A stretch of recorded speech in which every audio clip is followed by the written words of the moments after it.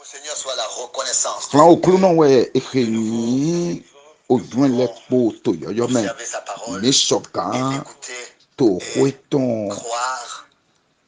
doto bonato no kon ibu comme doto na do sokan ise dide tous nous l'avons yo entendu me po mi ko sedo combattre pour wa la foi fun qui a été na transmise yise une fois ehe pour toutes yeze na mi wala do po au sein. mi na Donc, mewiwele première chose, je di voudrais moi aussi, onu titan dans le monde entier, to saluer o tous ayihon lo me dans le po le précieux po et ndo saint nto nom mi o me po to de ni wiwe notre okulu Seigneur no mi ton Jésus-Christ. Jesu Kristo me Et nous avons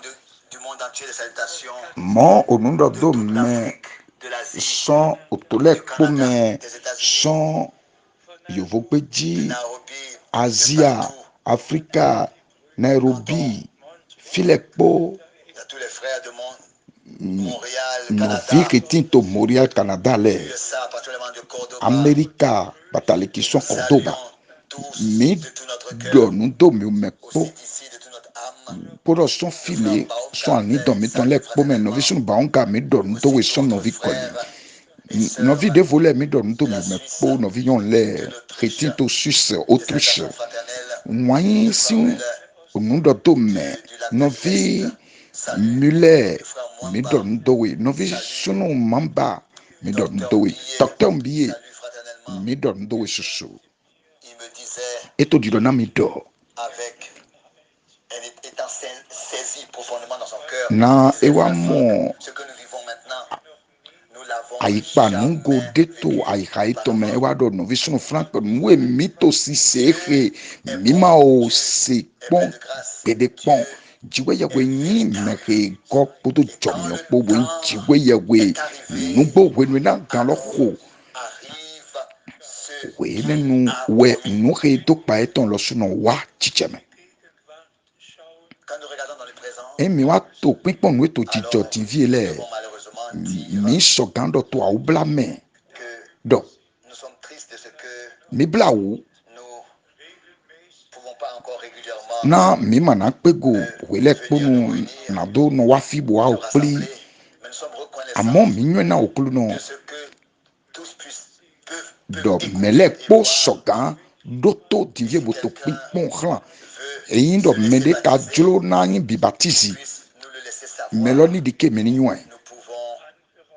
préparer le baptême. mi sogan sonu Si batem loton des enfants veulent eyin être do consacrés, ovile laissez-nous ye aussi jlo na savoir. yin Cela zize peut kule avoir okulu lieu. no mi dike meni nywe Si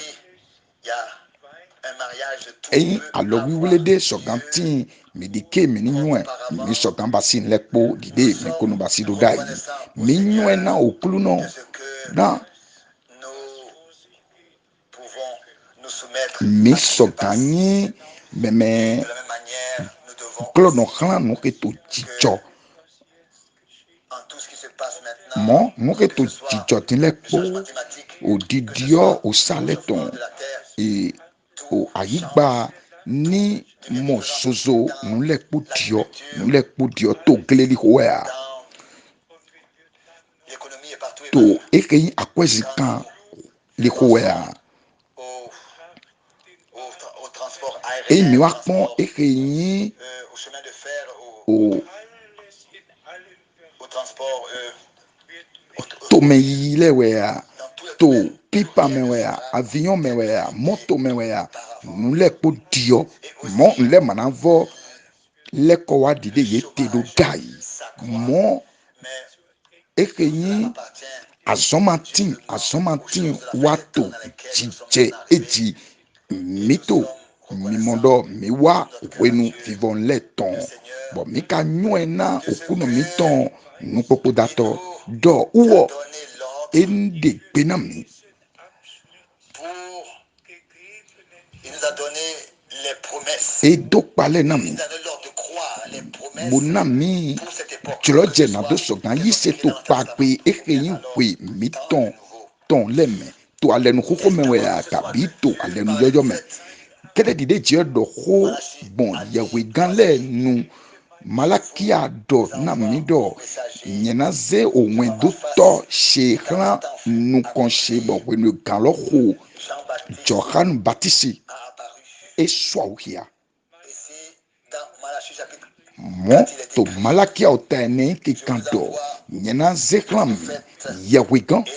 Élie Elijah avant que le jour jenu terrible et kon na redoutable de azan l'Éternel vienne. okunoton homegleza Alors dako ça, okunoton si nous le niwa croyons, ene mi quand seto nous ene sommes lo suma encore dans les jours du salut, na migbeti to dans hwenu azan le temps de la hwenka grâce, ton le me eke yin mais ce chomio sin temps hwenu va le vers sa fin. bo hwenu eke le Ainsi jei que le vivonu Seigneur, notre Seigneur l'a mowe dit à ses okluno prophètes. miton Alors edo la egezegeze fin do viendra. enegodo vivonu Et nous nawa sommes reconnaissants au Seigneur minywe na okluno que ce que nous l'avons reconnu, do minywe ce qui s'est passé dans notre temps nuhe et joto aussi hwemiton ce qui se passe podo encore nuhe de la même manière comme voto lors de la première venue du Seigneur. jijo Les dide indo prophéties poloto wiwa bibliques okuno mitonton hwenu se sont na accomplies doda dans yi l'époque bibeli ton le yin chiche to hwe prévue yeton nu que le eke Seigneur dans yeko Isaïe de 61 mowe et dans Luc Isaiah sin wema me okuno chapitre to 4 didodo Isaiah pouvait lire kande et konukuno po dire eto aujourd'hui didodo cette egbe écriture owe est fo owe kui accomplie eke wa devant vos yeux chicheme to nuku de la même mitonle manière. Cette ji écriture que vous venez d'entendre. uwendo teto Ça, c'est vrai. walo Nous aussi, nous pouvons dopolo lire aujourd'hui me beaucoup edo we d'écritures fo ene lo ke mi se bon et to kiki awa chicheme ressortir mu egbe cela lo su et mi so dire gando mi to we fo aujourd'hui, cette écriture susukia que bo vous so venez gando na mi d'entendre do egbe est we fo accomplie dans de notre mi temps. to sise mi to kiki alo su ewa Particulièrement chicheme bon vona ekele quand il po s'agit du sujet principal, wenuewa kunkpla le ohogo retour pataliki de kolilewa Jésus-Christ okuluno Jesu Kristi mi et tonton la préparation podo pour nusi ce so jour glorieux. azan Bien-aimés gigoton frères et lo sœurs, meyi wana sunu nyonu alors nous pouvons dire mi sogando que le Seigneur puisse accorder sa na grâce okuno ni sogana pour mi que nous jomio iton puissions faire na minido soga toutes les basi expériences ekeyin du salut dopon wenega ton le et que le po le Seigneur par sa po grâce na puisse okuno les to gbon accorder tous. jomio eton Et alors, dali ni sogana mi nous voulons do que mijulo tous ceux qui maintenant écoutent le na message menele divin poreto onwe soient jiwe prêts yewe tondo pour tole yeme l'enlèvement poni tinto et l'ordre de ateji Jésus-Christ. na asrome yiyi Puisse être podo et que le kolile wa Seigneur, Jesu Kristi notre tonkpo Seigneur, puisse na bénir okuno mitoni tous les sogan traducteurs qui sont dona ici aujourd'hui, besetole poto qu'il fito puisse egbe bénir le frère ni Étienne dona novisunu Genton, Etienne Jempton le frère Jean novisunu Lambert, Jean Lambert le frère Lucha, novisunu le frère Lux Heinrich, Heinrich le frère Sigler, novisunu Siegel tous les frères qui Giu puissent écrire mekpo jeni donami partout où ils sont file kpo remite et jeni donami partout où ils traduisent, podo où fide ils kpekpe ke traduisent, mite car boto c'est gbese na mele nécessaire jeni donami que na le nuhele monde yin entier tantan do puisse ayiron écouter le plebo dernier ni message sogando to divin. eke yin onwe Et nous jiwe yawe remercions le ton Seigneur godo tolo mi de do tout nwe ton to notre okulu cœur no de son ce ika que mi ton pole kpome nous prenons part à la mi vraie do mi ma prédication to eke yin du vrai ma oho évangile et dagbe que nwe Dieu dagbe jiwe nous yawe a ton lome secourus bo je wa logo na mi à reconnaître le na do temps dans sokanyo lequel kwenu nous eheme vivons et particulièrement mitite les toti promesses bo en pagbe relation enele avec hedo le kan retour chichakpo do de kolile Jésus-Christ. wa okuno Jesu Kristi Bien-aimés tonko frères et menyi bien-aimés sœurs, wana dans le sunu Seigneur, nyonu to okuno bien-aimés me amis, me honton emi laissez-moi dans le monde entier le migbo ma dire. do ena mi to ayi ron lo pete me Dieu jiwe veille yewe sur noto sa oho eton parole. ho Et eno quand le cho temps de oho eton l'accomplissement bo est arrivé kwenu pour une oho promesse, pagbe pour de une promesse, ton na wa alors il chicheme trouve toujours jiwe yewe quelqu'un no wa yi mo par me de lequel janwe dandan il eke parle me eno doho bon et ainsi il puisse accomplir bo ce qu'il a promis. Et par eso kano Abraham, hen wa il avait donné la chicheme nu promesse hesi ho eko qu'après do to Abraham me ege pagbe 400 eton wa ans, chicheme to il eke yin délivrerait ta ohwe descendance et la ferait sortir de la captivité okwe quand le temps fut accompli, fo egodo le Seigneur, okuno ren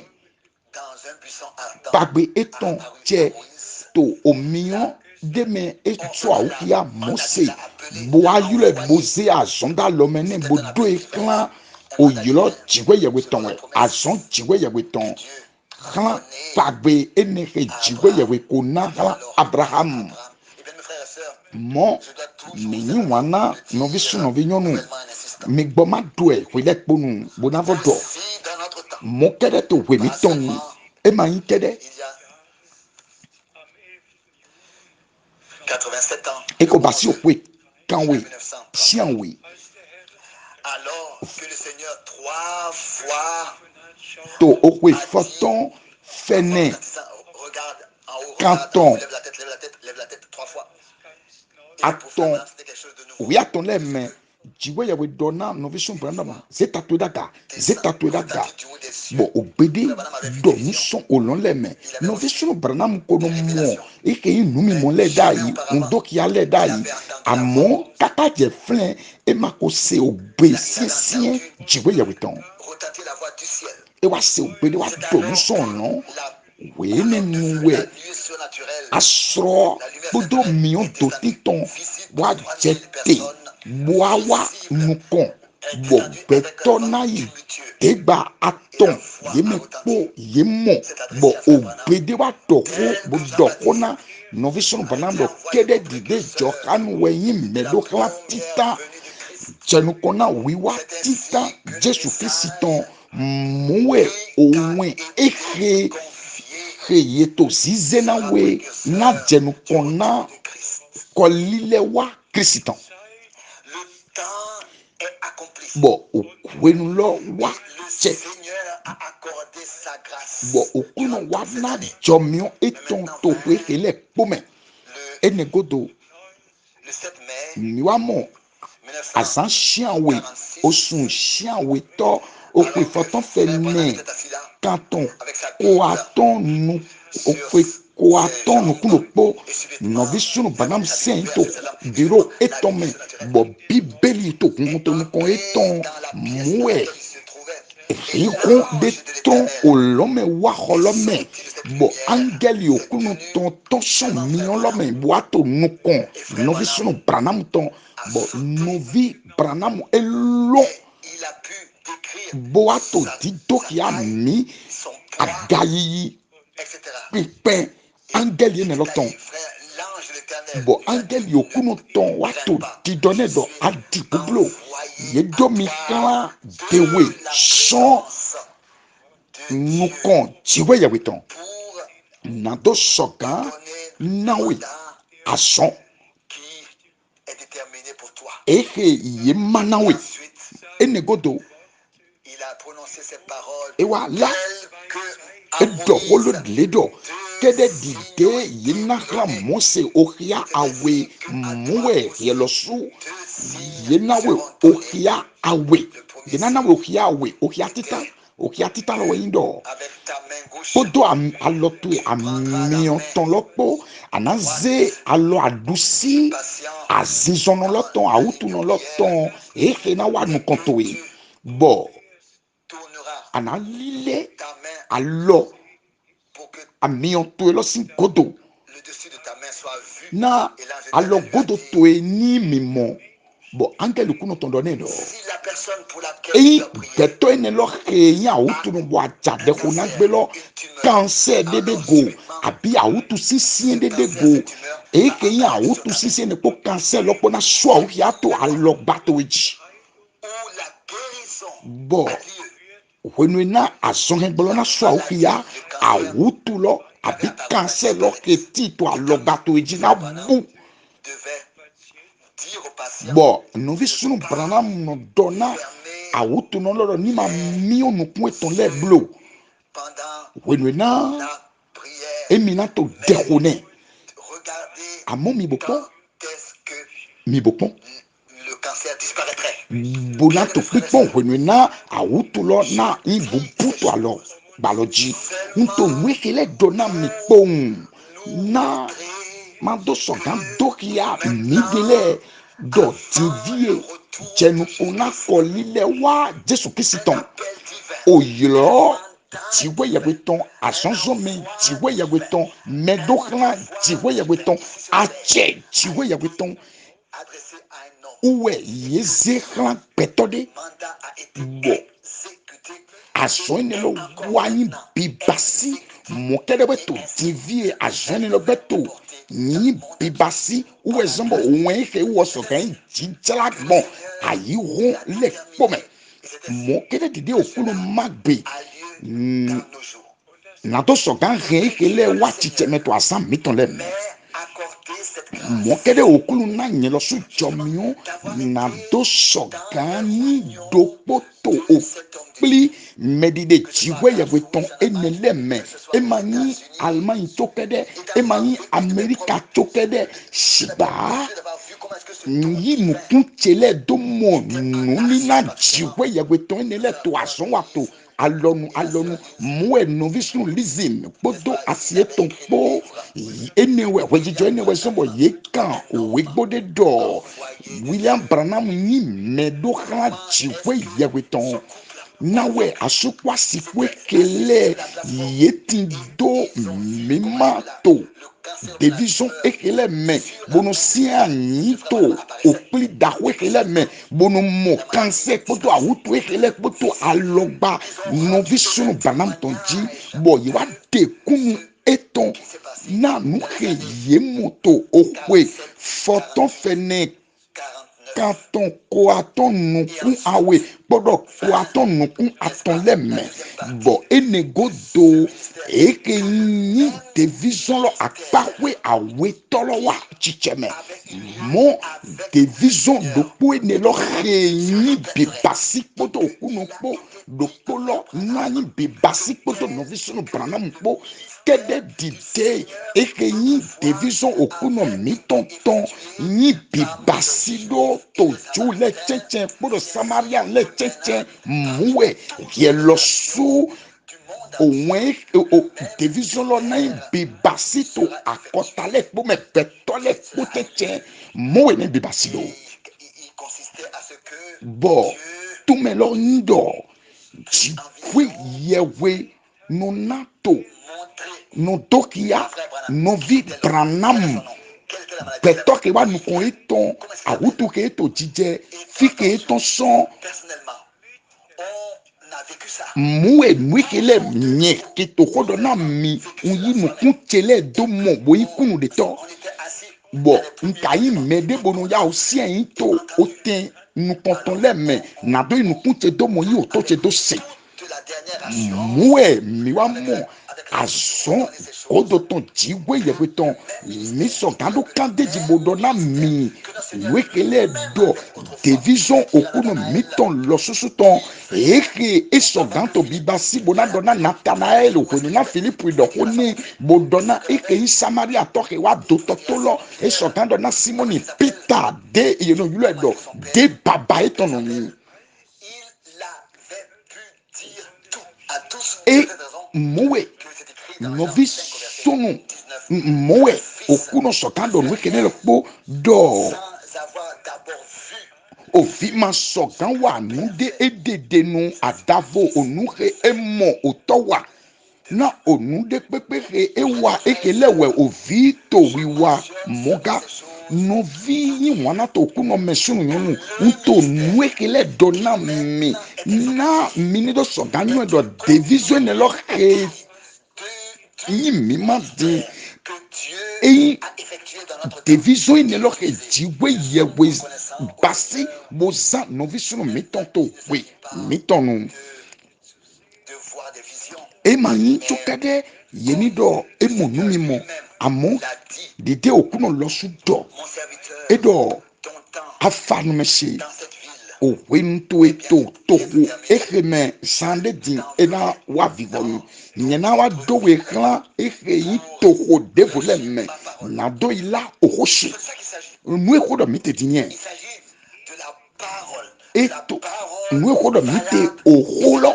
oho he ni oho dokpo tɛgbɛtɔn kaka doido yi lɔ uwe anayibo yi la oho madokpo do lɔ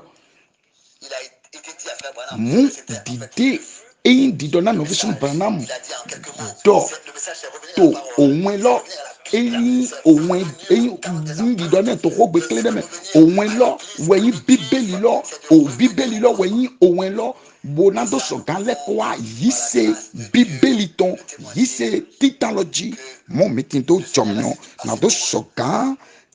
que tous les de enseignements kunu bibliques sur la ekele divinité do sur le ekeyin baptême, okpon bíbélì tán lẹ́kpó lẹ́kpó ekeyin jiwe ẹyin dokpo baptise dokpo akaladudu dokpo afɔkiklɔ dokpo nu ekele kpo lẹ́kpó yegɔ kpo lẹ́kpó wazewa do ekeyin miyan do titɔn lɔ dzi eke ma o jɔ kpɔn kɛɖɛ dide eyin bibasi to azan apostoli lɛ tɔn mɛ na sɔn eka mi tɔn lẹ́kpó mɛ mi do ko etɔn na okolo nɔ minakia keleŋ eke nyi owe fɔ to Matiu otakonukun ene nato sɔgan wa dɔkodo wenu eke mɛ mite eyin nu tantan to Matiu takonukun ene mɛ wɛya Maluko tawia tɔn mɛ wɛya Luko takonukun dokpo mɛ wɛya apostoli atɔn ekele yegɔ bona nuhe okuno mitɔn nuhe edɔna wenu mitɔn nuhe nawa jɔ jɛnukɔna kɔlilɛ wa okuno mitɔn tɔn gbɔdɔ nuhe nawa jɔ to asrɔmɛ yigodo nuhe na jɔ to nukun bibia dakolɔsi wenu mɔ nuhe nawa jɔ jɛnukɔn na Matiu ta ko atɔn kpolekpo na mo tsitsɛ ye wa to tsitsɛ ye tɔn to fi to Matiu otakonukun ene mito kikia afɔ ene. Jésus répondant leur dit, prenez garde que personne ne vous afɔ ene Jesu sɔ gbɔnbo dɔ kan ye dɔmɔ mi payi na mɛ de hɛn mi bu blo inu dandan dɔ apostoli atɔn ekele yezan okogbe dokpo lɔ o didɔ dokpo lɔ. Trois questions ont été répondues. Mikpayi na mede hɛn mi bublo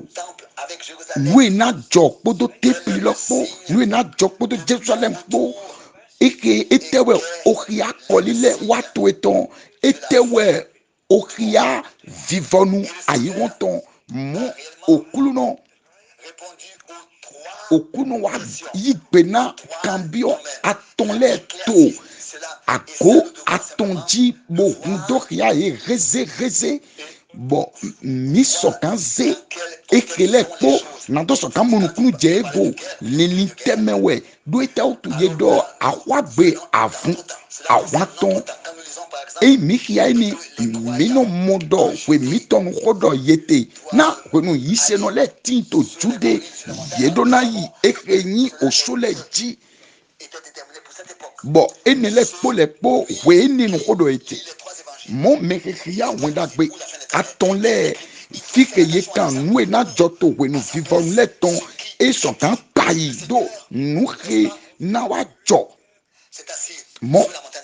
wenu okunu sien to oso olivier di lɛ tɔn dzi bo kpanu kɔn templi lɔ fi nkodɔ ema dɛn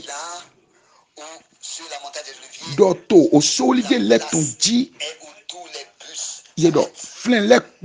lɔ lɛ dowɛ moto lɛ no anɔ tete na nɔtɛ dako flin lɔ wɛ ye no nɔ na do kpanu kɔn eke nyi templi lɔ flin lɔ wɛ ye no nɔ boto no mɔ dzikpa eke nyi gestemane tɔn bono mɔ otɛn eke mɛ templi lɔ ko te da yi eyi kika bi dɔ wenu ena lɛ kɔ wa nato tu axɔlu taebi axɔsu ena se afɔ etɔn awelɛ do oso Olivier liton le dit que pendant ton Jérusalem mais wana mi et que ni nous ouvrons ton dénami na nous qui kale po pour les pots mini pego boise pour les pots d'oten ye tome to lini ye tome mi bopon afo ko non ku ene tolame mo to we mi ton losu afo Matthieu ota konukwene afọ wiene we afọ wiene Verset 14, pardon, verset 14, j'entends bodo 14. yena so do yawe ko wedagbe aholudu tonhe leto ayigba finino lepo me na okunu dekla akosta lepo wenenu we okpodo wa Pour servir de témoignage à toutes les nations, alors viendra la fin. Et cet évangile du royaume, cet évangile, cette parole, yawe ko wedagbe aholudu tonhe lo wedagbe ekeyin soke nyinado le ton oken gbigbo ton qui inclut tout, wedagbe aholuta ton eke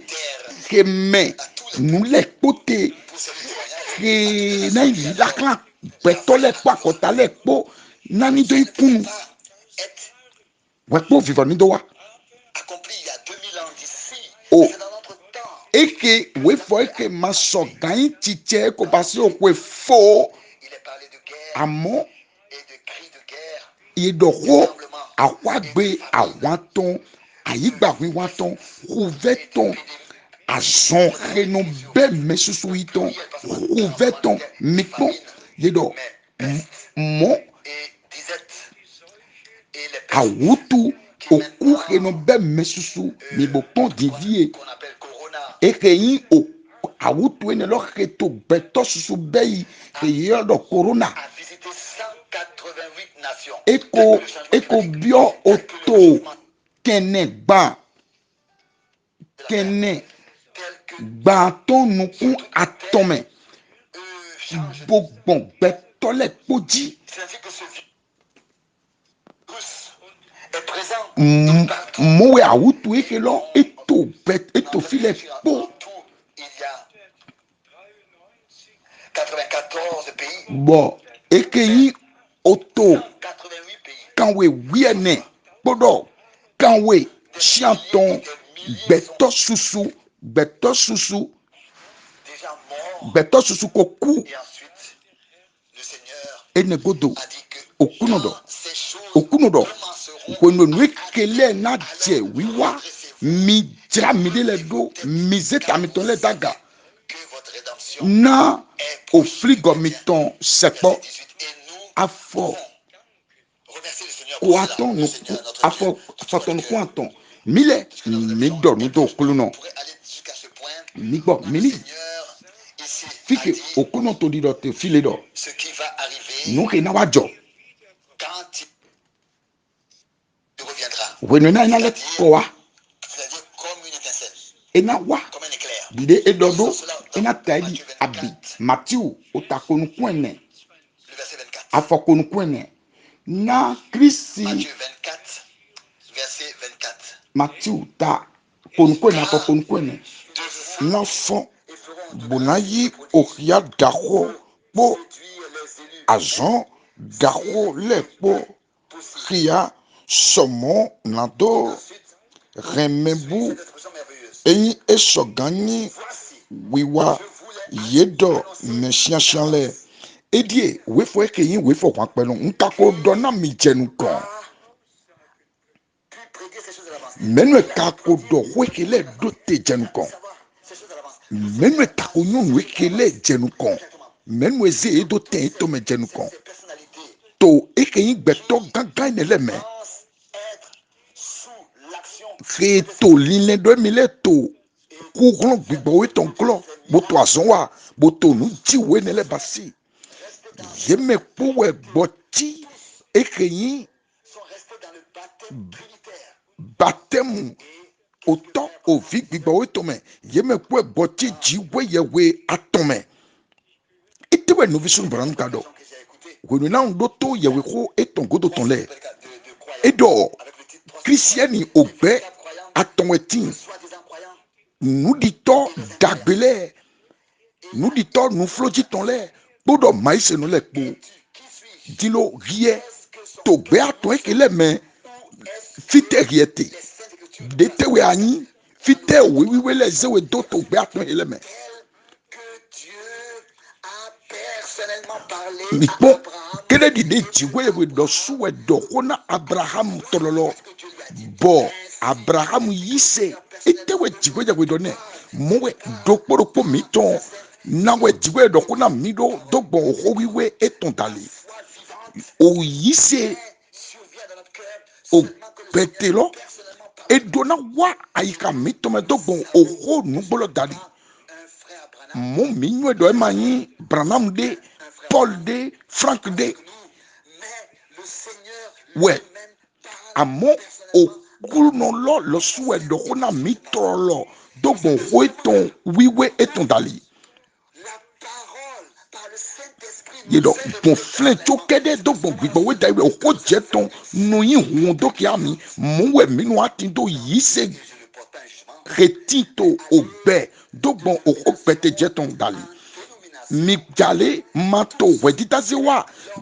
yi agunde me bio agunde me mi na mo do agundo poro po etin do yi se ton e yin o ogbeyina yi se yeton mo to obe aton lome ti we na juro je mi bo mi ma ti to obe bo mi ti to obe nu di to dagbele me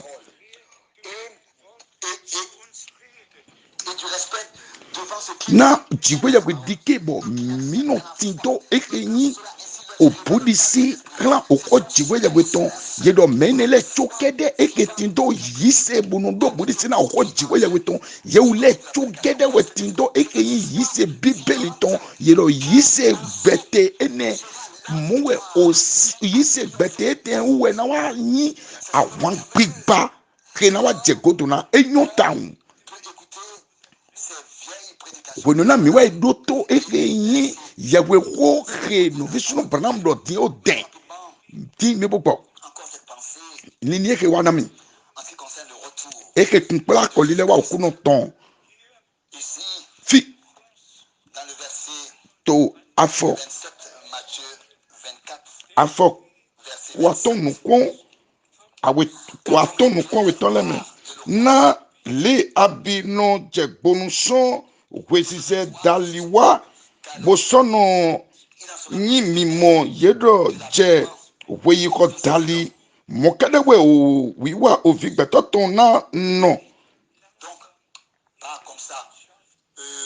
mowe e mananyi nude he nawa jete dide no vile to didodo to ohun elome do ena jete do ehe o yedo awusok ya o visunu betoton na imimoto no punkwipe tokpome yedo azonlo manano teto fi shigba enagbeto nko yi mowe we for the ti to fi eke kunpla o we for kwaton kwaton ke no visunu Branham to oko eton do to eyin tisien de me edo etewe yedo to file file pepe ke o shiote finewe o sule no kli to pote etewe no visunu Branham to do to fi edo fi ke o shiote finewe o sule no kli do e mananyi to filo poge akan lala edo yena kli to fi vovo mo mina kli do wenona okuno na wa mina kli to fi vovo bonawa izize to astrology yedo mina izize to astrology bonawa tin to pome poto okuno wo ka izize to astrology sigba Christian le na izize to astrology yedo Christian le pour que tito agbebe aiba tonji wezete weiko o otaligbe afoligbe yeme kpo na izize bona indidio me bona bio gigome me bopon afo que c'est godo na lo afo ko atonu point Aussitôt après ces jours yedo trulo to ekenyi au fie sale godo de l'éclair, yedo comment est-ce que le Seigneur reviendra en un clin d'œil, ni como de okuno na mato nukun kibedo po mais où il y a le cadavre, abilo ni como fike traduit parfaitement comme ça, oshiote uwe osule no plito tilo miwamo ekenyi nu jijo nukun bibia dakoloton eke na wajo aza nukun bia ton le godo uwe owe n'aura plus manana rigon tomba osun nanyi après l'enlèvement. na to sivlu asrome godo wenu ekele na jo yedo wenu na nukun bibia au fiesa dahulo na wa uwe okia ekele na so okia mowe ekikando to o sokia o tatiroko afo wiene wenu na lengboflo na okia donu shian we shio potolo fle lowe ena jete son ofidi yedo tololoto ekenyi ekele godo uwe owe manana rigo tomba bo osun losu mana osun losu na dosivu ni boko okuno ko ze nwe na jole pole podo ten etome de nu do podo na wati chedo di kele bide e chedo to chenuko muwe na jodo pono na okuno na le ko wa yedo ekele godo au fiesa na sie bo osun na wa lezun ogun bo osun vule na jai son olon aga bo ku kolon dakole yina waye bo yina wa olonle afoko aton nukwene mi sokan kia we for susudo owe ta ile ji enjiwe ejulo Demain, nous allons continuer. so mi na mi konto eme na dodo ya A été prédit à l'avance. do lule po ye ko do te jenu kon amo mi ule do na ze nule po Là-dessus, to bibeli si we for le me bona dokia o car directement ici, il est écrit lili kpodo tito eke me okuno to kodo te descendra au verset 31. mowe afo Verset ba 31. nukundo kpo to dido Ces anges avec la trompette ena so do angeli eton le clan bonu kpo opin dakode kpo yena so be meshian eton le plido kpo son jegon enele me son okpodo dokpo olonton je aweto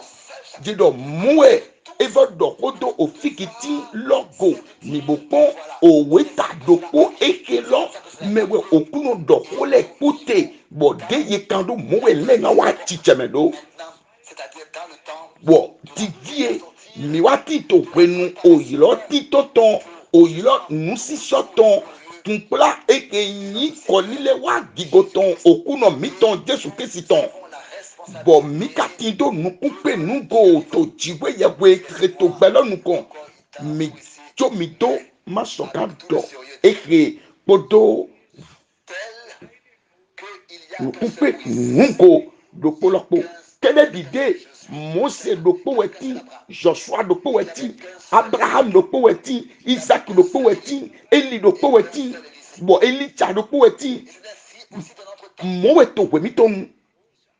Il n'y a pas tout un nombre. susumawe Mais comme frère Branham shigba a été envoyé, kede dide novi sunu branamu idido kla mowe il a été exécuté. mowe Et celui qui pense ekeyi nukupe nugo tɔ dokpo kenama nuɖuɖu dokpo weti mowe mede kpekpe ke manke alo yi television ke ya eto nuzan do okunoko mi gbɔ mini dɔɛ n'ayite o to tito okunu tɔwɛ mini dɔɛ ogbelele mɛkɛma yi gbena division ekea de pepe de nanyi kede di de Joshua nɔ kpɔkpɔdo mɔse kpɔdo bɔn pɛnu okunu ze mɔse bɔn mɔse sɔta kpɔn oto lɔkla mɔ kede wɛ novi sunu branamu emo obɛ àwọn gbatɔlɛ tɔn emo do yewo mɛ kpo ta yi di jɔnjɔta pɛnu na eyi pípla wa nu kɔn na novi sunu branamu mijale yidɔ òun lọ́mọ wa vivɔnu pẹ̀lú iná novi sunu branamu gɔ ìwé lala pẹ̀lú jìwé yàgò ṣe devi zɔwatɛ tɔn ìwé gbé azɔ òkúnu tɔn gbɛtɔ nukun yìí bɔn mi wa tí to eke yìí wẹnu kéléwé uwe tewe Joshua dɔ mi bɛ nudule kpli nato azã atɔmɛ mina dasa Jɔdani mɔkɛdɛwɛ okulunɔ wa to didɔ mi bɛ eke yi nududule kpli bɛ edzɛdɔma to nudokpolɔdɔ tɛgbɛ mijale ogbedide ke okunu na mi lɛ. Mi tito eke yi awusɔfia dzikpe yɛgbɛtɔnu kɔ bɔn mi yi se to xɔxɔ akpɛ dzikpe yɛgbɛtɔmɛ bo yi se to eke yi devi sɔke okunu na novi sunu branam dɔ ohun lɔ okolɔ eke yi ninahle ŋuɛdagbe akɔduta dzikpe yɛgbɛtɔ ema yi ŋuɛdagbe ke ye diɔnu na. Àmọ́ ŋun dàgbé eke Matthew takonfún ẹni afọwúyẹ ẹni ŋun dàgbé eke ŋun dàgbé lókòlò ŋun dàgbé àkọlùtà jíwé yẹ kó tó wọn ní lílá tó àyígbàdí kúrò tó àkọsálẹ̀ kpọ́mẹ ẹnẹgọdọ kpọdọ náà wá muwe tó gbọ́n jọmíọ́ jíwé yẹ kó tó dálé mi sọ̀kan dọ̀ kpọ́dọ̀ àkọ́gbélélẹ̀ kpọ́dọ̀ wẹ́fọ̀ ẹni ẹwà títẹ̀ mẹ́ dọ̀ ebe wẹ̀ eke yi nubi bẹ ene lọ wá títẹ̀ mẹ́ yẹ̀wé gálẹ̀ kpó wẹ́dọ̀ wọ̀ nuwe jíwé yẹ̀wé dọ̀ uwe eto bibasi kaka dze egbe eto wɛ yeyi susu uwe wɛ mi ze okpɛlɛ kpona na mi dɔ nudo yi dɔ mi nyo azã lɔ bo nyo hwenu lɔ gbɔto iyɔyɔ mɛ okogbe okunɔtɔn eke yi dɔ onomina mo dɔ nu eke lɛ kpo wa tsɛ tsitsɛ mitsra mi de do bo se tamitɔ lɛ daga bo nyo dɔ fili gɔmitɔn esɛ kpɔ. Ofliko agbasa mitɔntɔn lɔsu wɛto nukɔntin bɔn mina agbasa mitɔn la diɔ mo enovi lɛ kpo novi nyɔnu lɛ kpo to Afrika lɔ bi Asia lɔ bi Europe lɔ bi to agbegbe ayiba lɛ kpo tɔn dzi mini to nanɔ mini mɛkɛyɛ to kan lamɛna na wòle mi to sise eke nyi. Okoke yedo bɛ yɛwɛ koko mi kpo yedo mi xɔ avuna yi se loko akan eke ye nakla yi se no lɛ dide nto didɔ okuno mi to didɔ edo kla ye do wiwe dogbɔn nugbo towe mɛ na oko towe wɛ nugbo lɔ. La sanctification qui vient de Dieu. Kikla do wiwe enotron so jiwe yawede oko nugboto mewe enoto so bo oko nugboto enelo we miki alo isun aikami to peteme kede dide ete to so na yese loko akanlo na yise no nugbole eme yeke to dido to nufloti emayi ekeyi kosile sigba yedo yise no pengejele yedo yewule we yenakla na do wa vundo tana yise loko akan ekelo mi yise do okulu na wa na mi awan bigba ekeyi obe àwọn gbàtọ́ lẹ̀ tán yéwu léwe náà gbà wọn bọ̀ obe ni lówe náà tó àti jí kan èké yìí kọ́lé lẹ́wà òkú náà mi tọ̀tọ̀ náà nù kéyìn dìdọ̀ tó fi tó égbé tó vlẹ́kẹsẹ́ mẹ́ yòóyún ẹ̀ yẹn lọ sú òpètòpè jíjẹ mà vọ́ tí tòde ń tẹ dà yìí àmọ́ mi yún ẹ̀ náà òkú náà mi tọ̀ mi yín xɔme hun nɔ natɔnɔ si oxɔ etɔn eke bibɔwe to hunhun to kia mi na mi mɛ kpoto ayi ba dzi mi do ami amen docteur nbiye nɔvi dɔnga nɔvi cecile nɔvi le kpo emi nɔvi sun john to bukarest nɔvi le kpo de kpekpe de mi fike mi te mi me kpo mi do ami na ke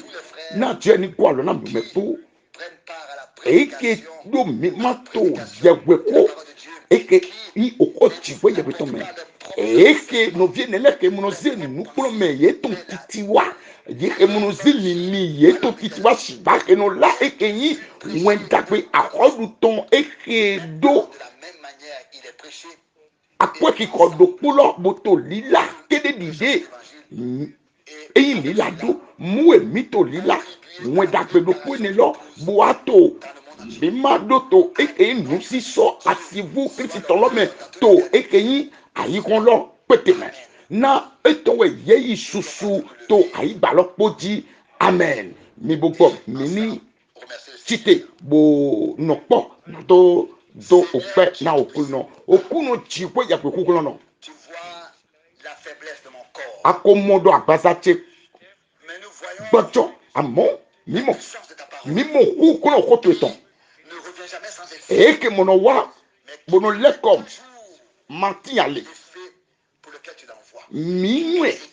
nuhe utu ade koto etɔn eno he ale lɔ dze gbonu dona yeke nɔ tume gbelɛ kpo dona yo me kpo keti to fi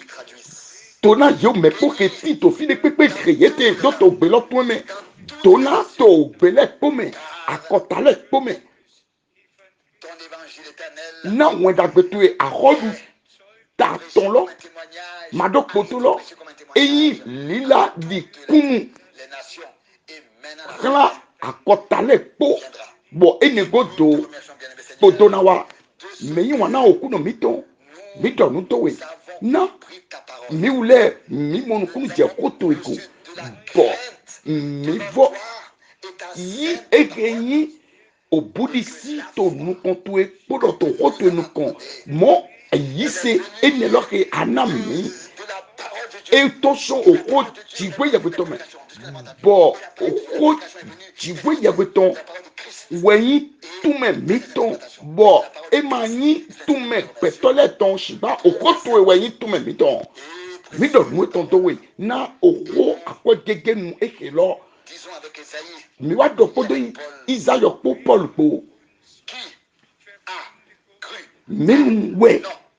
yise to eke nyi ohun mi tɔmɛ menu wɛ yehu alɔ okuno tɔn dɔkia menele kpo ke yi se to okuno mele eke ke alɔ yi oko eto okun dɔkia tɔn yewule na ti to kondo kpɔmɛ kpoto oko lɔ kpo towe bɛ dziwe yagbe kukulɔ nɔ towe eke na kpagbe eke lɛ na abraham idɔ to yɛmɛ wɛ akɔtalɛ dzedɔ o okutalɛ hɛnulɛ o mɛyin wana okulu nɔ dona novi lɛ kpo yeke to bese lɛ to be vovome lɛ to be alɔkpalɔkpa lɛ mɛ kpɔdɔ to eke yi be fifli lɛ mɛ okulu nɔ tona ye mi dɔ nu etɔn doe na awa kpenukunu lɛ kpoko ŋdɔ nu etɔn doe ŋdɔ awa nu yio pɛ mi sɔgan dɔ egbe susu to we wiwele menyi titche to nukum mitole ji misokan nous redresser misokan devie foti te botia mi de ledo notre rédemption. bona se tami ton da gabona nyu do mo ofli ko mi ton esepo na ye chokede tonwe ye jiwe ye bodo kwa kan tonwe ye ikigo kaka yi mavo me to niwiwe okuno Jesu Kristo me amen.